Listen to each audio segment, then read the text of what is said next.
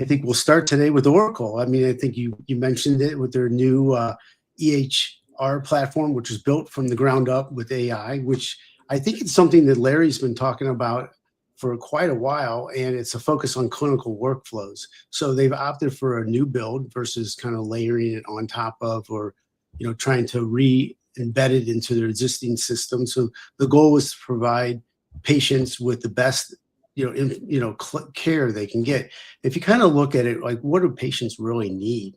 They want the best care. The doctors want most information available where they can actually service the patients the best. So this is an ability to have AI help interpret the information with the most accurate diagnosis and hopefully to give them the best treatment. So I think it's a win-win for everybody. What's your thoughts? Yeah, I think that Oracle's approach suggests that like updating systems isn't going to be sufficient. It's not enough for the complexity and the regulatory demands of healthcare. So starting fresh, certainly, while could be harder, could allow for better integration, especially with privacy, security, and usability requirements. Yep.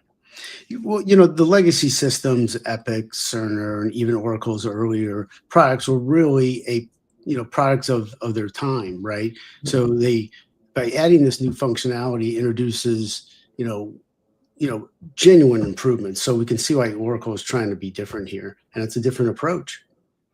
Yeah, it's funny that you say they were a product of their time, because I think for a long time I used to think of healthcare sort of like construction, which was like it was a clipboard industry, where so much was still done on paper and clipboards, and now there's so many things happening in both of those industries and so much change. But I think there's still challenges, with kind of switching to these more advanced systems. And I think a lot of the healthcare system in general has been like pretty vocal about their frustration with kind of incremental updates. Mm-hmm. So I think that Oracle's design, if it is like kind of relieves that administrative workload, it is more practical. And I think it probably will generate a little bit more interest than any company for any company that's willing to consider this shift, than to have like these incremental updates that, sort of, it's like almost building something on top of something else rather than starting with a fresh, ready to go. Yeah, I agree. The agents are a notable feature. They're being trained on the clinical data, right? Not just generic language models. They're there to help with precise interpretation, like medical, medication, care protocols. What I really like about it is there's access to medical treatment, trials, which are a big deal. So if someone goes in to see their doctor, depending on what the situation is, they're getting a personalization of what they need. It could be on their genetics, it could be on medication that doctor doesn't know, but that information comes to his fingertips or her fingertips because of the fact they have access to this information. Someone needs a trial, they can see what trials are available at that time as well. I think it helps the patients that are persistent on getting care. I think it's something that a lot of other countries don't have, because if you have friends that live in other parts of the world, they have to wait in line in socialist healthcare systems that we don't have to do. But at the same time, you have to be your own advocate. Yeah, for sure. In healthcare, the accuracy and even the nuance of the language matter more than even nearly any other industry, actually. So general purpose AI can miss those important distinctions, but if you're looking at domain specific training, it really can help reduce that risk. So I think you still have to look at the ultimate test is sort of that operational performance, not just the sort of technical aspirations of this. Because as you know, we've been talking about healthcare and advancements in healthcare technology for a while now, and we have seen some proof points of how it can be, very efficient, but you can't ignore that operational performance, right? Yeah, I agree. But what strikes me is this isn't necessarily unique to just Oracle. So Microsoft, for example, has been expanding its cloud for healthcare initiatives for a couple of years now, right? Embedding healthcare compliant features into the broader cloud platform. There's a lot of different products that are being used within the healthcare system, and it's focused on interoperability and regulatory compliance for those workflows. So I think it brings efficiency and more information to all the different parties in the healthcare industry, which is great. Yeah, even from the kind of collaboration and communication side, you have Zoom, which is invested really heavily in healthcare. They have partnerships for ambient clinical documentation. So does Microsoft. I saw that a demo of that when I was with Microsoft in Washington, and it's really it eases so much of the burden from the clinician to not have to take notes while they're talking Sure. the to the patient, and it just frees them up. But I think if you look at things like that, like AI powered virtual assistants, it shows that there's clearly a growing vertical for both the cloud and collaboration companies where off the shelf solutions just don't cut it. It really has to be tailored to healthcare. Yeah, I agree, and all that points to a new phase for healthcare IT. The rise of verticalized platforms or vertical cloud stacks, the bar for compliance, scalability, domain expertise keeps getting higher, and these companies are jumping into healthcare vertical need to be prepared for that complexity. Yeah, you're not just bringing standard cloud or AI capabilities into healthcare. So to play in this space, they have to build for that privacy, data residency, security requirements, and then obviously like the integration within these like deeply entrenched healthcare standards. So these expectations can actually lead to like quite a significant resource and operational commitment. So it's expanding the opportunity, but the stakes are high, right? So new entrants should be realistic about the specialized demands and the core risk that goes along with serving these healthcare verticals. So it's Yep. a, it's great. Yep. I Good. think it all comes down to how they perform for clinicians and patients and organizations under the real world pressures of compliance and care delivery. But speaking of productivity tools, we are moving on to Adobe Acrobat Studio. So Adobe just today announced Acrobat Studio, which now combines PDF management, AI features, and creative tools into that one single application. So what stands out for me really is that there's there has been sort of a gradual shift in how people use Acrobat, and you've heard me say it. I love Acrobat AI. That Yeah. AI assistant in Acrobat is like my friend. I mean, it is really good, and it really helps synthesize so much information and helps, in a large document, helps you find the information that you need. But this Acrobat has really evolved from a document viewer editing into a platform where AI can summarize content, extract data points, and then answer those questions. But with this studio update, now users can group files, so their PDFs, their docs, their web pages into these spaces and use AI agents to review, compare, even help produce new content within those like document sets. So it's really a change from handling one file at a time to working across sets of documents. Yeah, it's amazing how far Adobe's come with this platform. It's fantastic, and this could shift how teams kick off projects. So if the AI can manage a bundle of documents effectively, like they're talking about, Acrobat might move from being the final stop before you export to more of the team starting the project.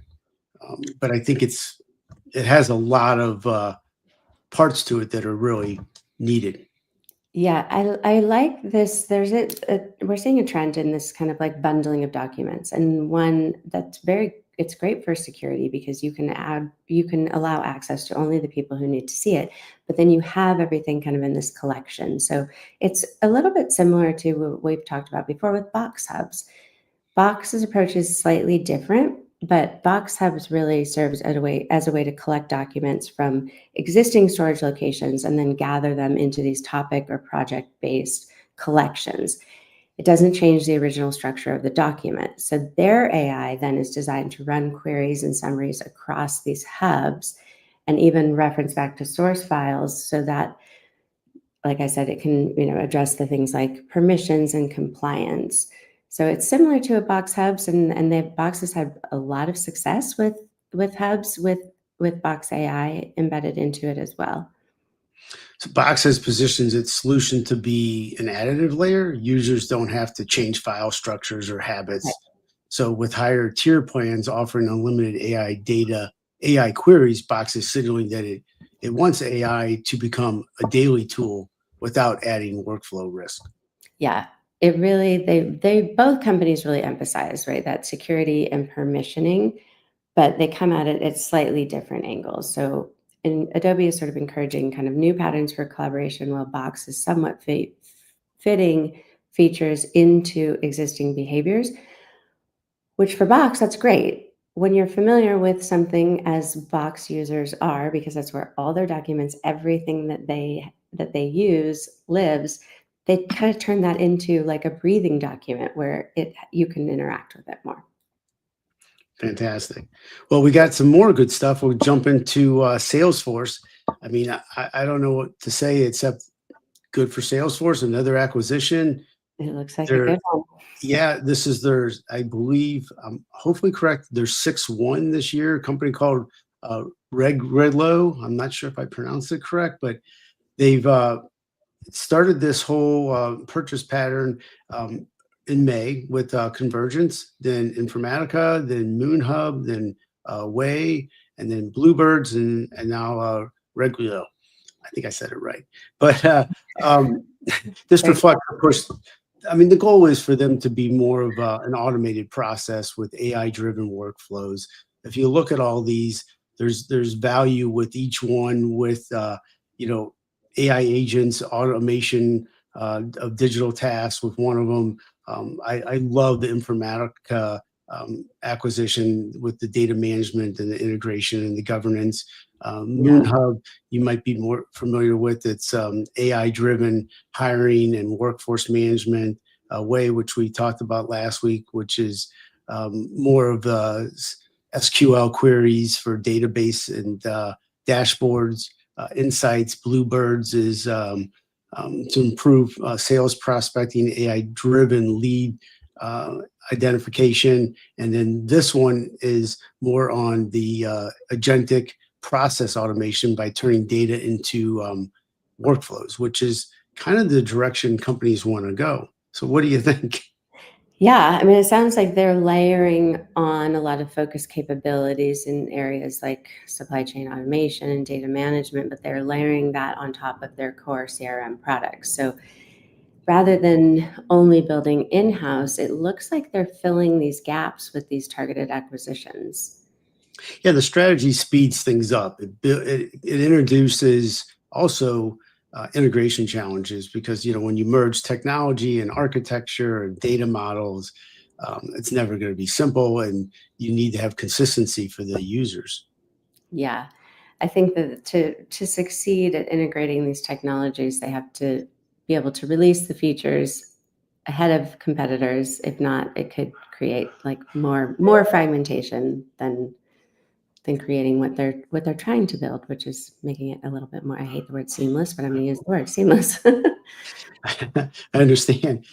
I agree too. And this is a part of a larger trend in the enterprise space. So big vendors are assembling broader platforms through acquisition. We always talk about, do you build or you buy, or do you partner, right? So for Right. customers, it's worth watching how quickly this transition actually happens. But I think Salesforce's strategy involves integrating automation directly into the CRM and collaboration, really eliminating the need for other systems or integrations. That's what they're trying to do. So from these acquisitions, they're shifting from a system of less of a record keeping to managing the business processes where AI executes the task rather than suggest action. So I think you can see where they're going. It's a quite a shift, but it's a needed shift. If I talk a little bit about ERP and where that's going, and you can see ERP being more event driven and AI agentic AI driven, and you're seeing this happen with Yeah. CRM as well. It's interesting that we heard so much around Agent Force, and then maybe it's because they kind of got into this sort of M&A activity. We haven't heard quite as much around Agent Force, and whether that automation with agentic AI is really happening kind of on the path that they imagined it would. And some of that, I'm sure, is, just user adoption, but really there's a lot of things with like the potential for disruption or the potential for instability. So definitely we'll look forward to seeing where this one goes. Well, that's a good point that you just made, because I think that as technology gets released and you made their vision was Agent Force, et cetera, and now additional technologies come out, is there a direction they deemed it to be with Agent Force, or are they changing it based upon new abilities that they can with this new technology, or both? And it's probably both. Or, I mean, my guess is they had to have had some learnings along the way, and maybe these are things that are filling in those gaps.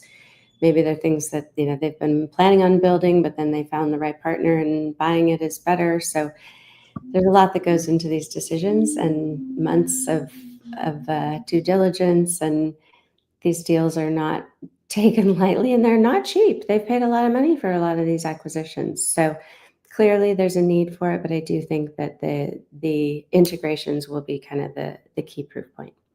I agree. So across healthcare, productivity, CRM, we're seeing major vendors try new approaches to longstanding challenges, which we just talked about. So it's whether it's rebuilding from scratch or evolving new tools or acquiring, like we talked about. Sometimes it's all the above. Yeah, I think for the bottom line is the key is to focus on the real outcomes and assess how smoothly these tools will work in existing environments, especially in the areas where we were discussing, like security and compliance, when you look at certain verticals. So I think that's it for this episode. Short and sweet. This Good. is But episode we're on a 13. roll. We're roll. We're cranking them out every week. Let's go. So thank you for joining Enterprise Apps. Robert Kramer, Melanie Brue. We'll keep tracking how these technologies shift and place their mark in the marketplace. Until then, thanks for watching. Please hit us up and subscribe, and let us know if we missed anything that you'd like to hear from. We'll look forward to hear new topics that you might have in our next episode. Hopefully will be in the next week or two, but thank you very much. All right. Thanks.